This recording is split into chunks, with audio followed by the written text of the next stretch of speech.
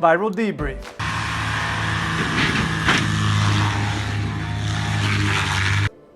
Coming up.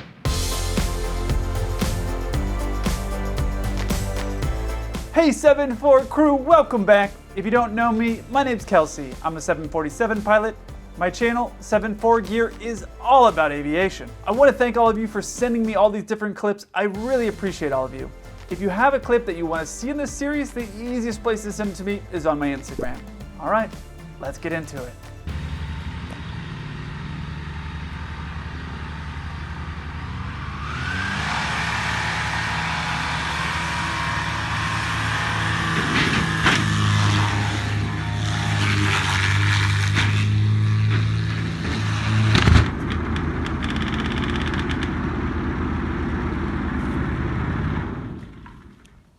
I don't know who it would be worse to be in this situation, the guy who's taking off or the guy who's getting attacked from all sides from the guy who's trying to take off.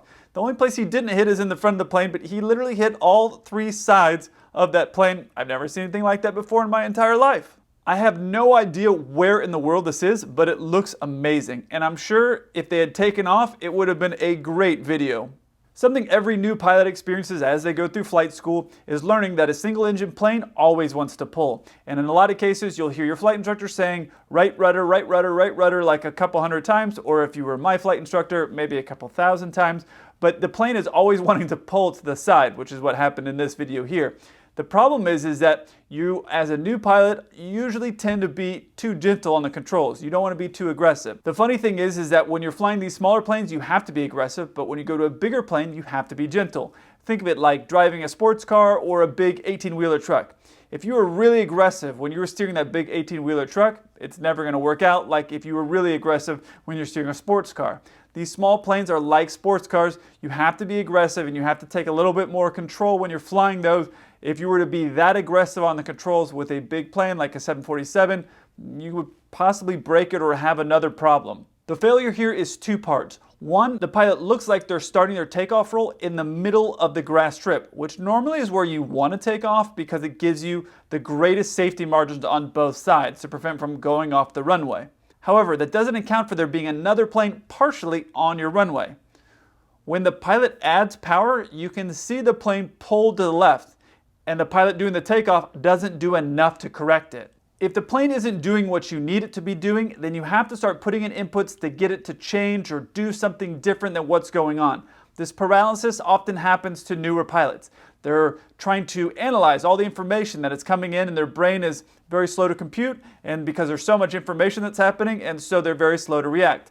A good analysis that you've probably seen or a comparison that you've seen in movies is a bunch of Marines. You'll have a new Marine and they're on a patrol and then they start getting shot at, and then this new Marine is just standing there staring at these people that are shooting him, and then this experienced Marine will grab him and throw him onto the ground. And you think, who would do that in real life? But it happens. You'll have a new Marine and then these bullets start whizzing past and their brain is like trying to calculate, like, what's happening? I don't understand. Like, you're in a life or death situation, but you're so new that you can't process the information. Things are sped up so fast that you look so slow to react. And sometimes that's what happens with new pilots, and possibly what happened in this situation here. The pilot hits the side of the plane, which means 100% they're not taking off at this point. But then they maybe mentally freeze and proceed to circle around, hitting the planes on all sides, including mowing part of the grass in the process. The takeaway here that's really important is that when your aircraft is not doing what you need it to be doing, you need to change something. As soon as the pilot had hit the other aircraft on the side, had they pulled the power, they would have changed something. Hey, I'm not trying to take off into this plane. It's not doing what I want. I need to change something. But they didn't. They just kind of sat there and let the plane ram the other plane. There's a saying that I got told from a guy who went through flight school as a fighter pilot. He said, you can make a lot of bad decisions and we can learn from that, but we can't learn from you making no decision at all. That's kind of what happened here. As soon as that pilot started hitting that plane, they should have made a decision and done something different. Obviously, they didn't put in enough rudder in the very beginning, and they obviously took off the wrong location on the takeoff there. They should have been further over to the side, but those decisions are correctable. The thing that's not correctable, as soon as he hit the plane, they're not making any decisions there. Should have pulled the power, stomped on the brakes, a lot of different things, but none of those things happened.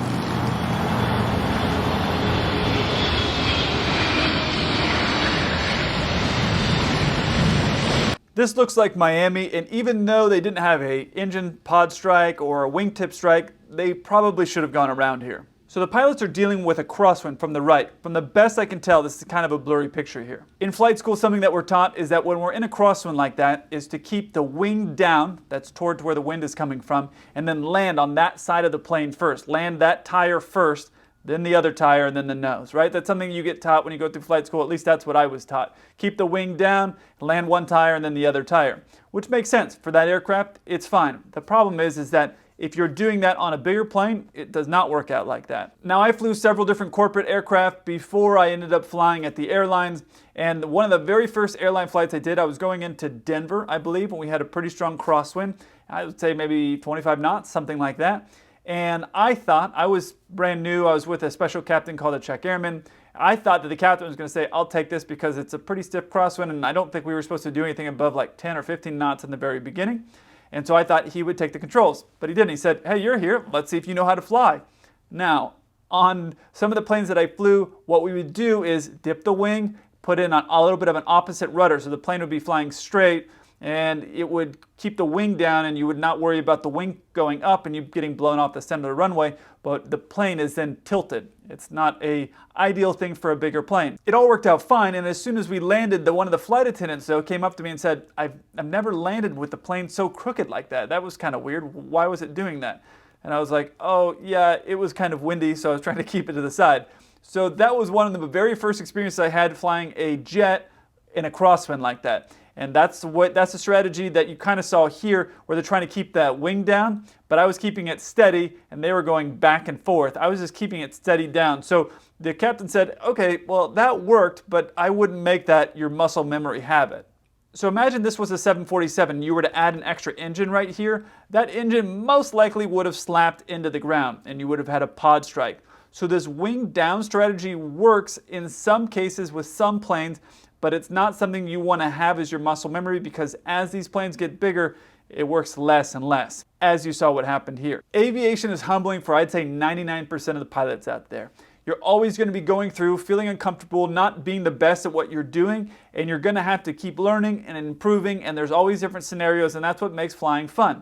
There's always things that are changing, different crosswinds, different things that you haven't seen or experienced before. So you're going to have to be humble. If you think you're the very, very best, you might very well be. There's maybe 1 or 2% of people out there that just excel. They just naturally are amazing pilots. I'm not one of those people. I always have to work and I eat a lot of humble pie. So just realize that that's going to happen as you go through your career in aviation. It's going to be humbling. You're going to feel stupid sometimes, and you just have to keep working at finding out what you did well and also keeping in mind what you did bad and looking at ways you can improve and do those things better. And a lot of ways you can get that feedback is from asking the other pilots that you're with. Most pilots aren't going to just offer criticism unless you're going through flight school, but if you ask them, hey, what could I have done better here? An experienced pilot will tell you, hey, I think you could have done this, that, or that. This is what I would have done in this situation. Some pilots won't offer that unless you ask them. So just keep that in mind. And especially when you're new on an aircraft, always ask those questions, because there's a lot you can learn, and not every time are people going to offer that advice to you. You can see as the plane's coming in, these wings are rocking. And when you're unstable and the wings are rocking as much as they are right here, it's just not worth it to land, because you could seriously damage the aircraft or get yourself into an accident. The smart move would have been right here to just do a go around and try it all again. Could have been wind shear, could have been a bunch of things, but they should have gone around, in my opinion, and come in and try it again. At the end of the day, you want to make safety your priority.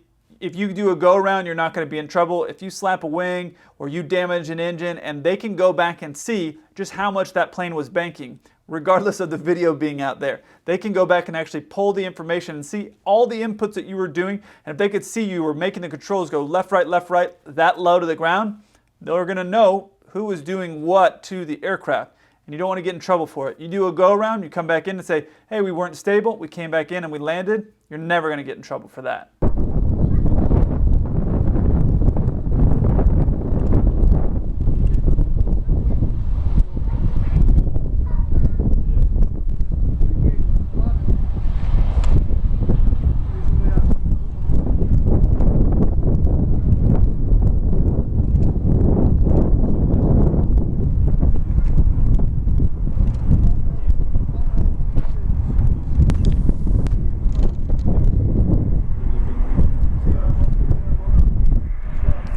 close.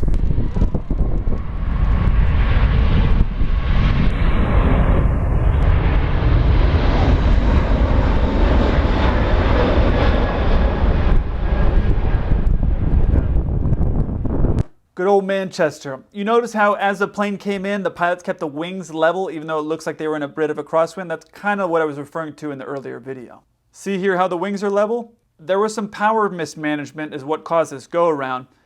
But I just wanted to show you a much better example in comparison to the previous video of keeping those wings level instead of rocking back and forth with the crosswind. The reason this aircraft had to do a go around is probably from power mismanagement. Either they kept the power in too long as they were coming in to land, or they came in too fast. It was one of the two. You'll see here right as they're about to touch down, the plane kind of goes back up again. If you're coming in too fast and you do a little flare, the plane will actually balloon up. So whether that's from wind, because it was too windy, or they left the power in too long, it doesn't really matter. Technically, we're supposed to land in the first third of the runway. We're aiming for these bars that are 1,000 feet down the runway. Those are your touchdown marker. We're aiming for that. But technically, we're required to land in the first third of the runway, and these pilots absolutely made the right decision by doing a go-around. Let me show you. This is the airport diagram of Manchester where they're trying to land. They were trying to land somewhere down in this section right here. Now look here on the chart. You see we have Kilo 3, Kilo 4, and Kilo 5. Look where they're at in relationship to the runway.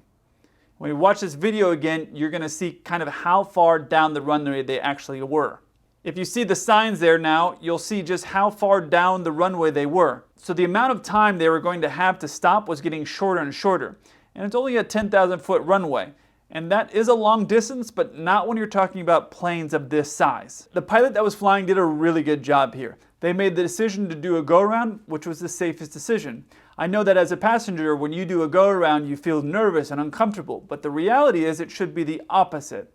Because if you as a passenger are in the middle of a go-around and you get like, oh my gosh, what's going on? What you should be thinking is, these pilots are making the safest decision to get us on the ground again. Not these pilots messed something up or there's some problem or anything like that. What you should be thinking is, these pilots are choosing to make the safest choice, which is to do a go-around and come back in and land again, which is exactly what happened. I know some pilots feel that by doing a go-around, it's kind of like a failure. But that's not a failure. What would have been a failure in this situation is, had this A380 landed on the runway and then slammed on the brakes, it would have been very uncomfortable for all the passengers and they may not have stopped in time. So now you're in the grass or in the mud or whatever is at the end of the runway there, and now you have a real problem. Now that would have been a failure. But doing the go-around, no one's going to be in any trouble for that. The power mismanagement, every pilot's done it. I've done it a lot of times. It happens. Doing the go-around, 100% was the right choice. Okay, so this pilot is making a good, safe decision for the people on the aircraft, and at the end of the day, you're going to be getting on the ground safely. And that's the most important thing. And then the other thing that I want you to notice here is as they take off, and I've said it a bunch of different times, but notice right as the video ends, I wish I had the rest of this video, but right as the video ends, you'll see them actually start to put the gear up, which it was really cool. So they basically got everything done that they needed to do, and they did really the right choice. So even though these pilots floated, they kept their wings level, they did a go around, and they got the gear up. They got it all done right.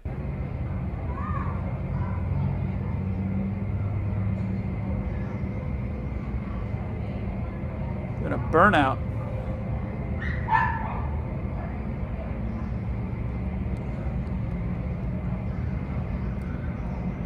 Can't get them to move. I had a few people actually send me this clip and ask me, were the brakes on or what was going on?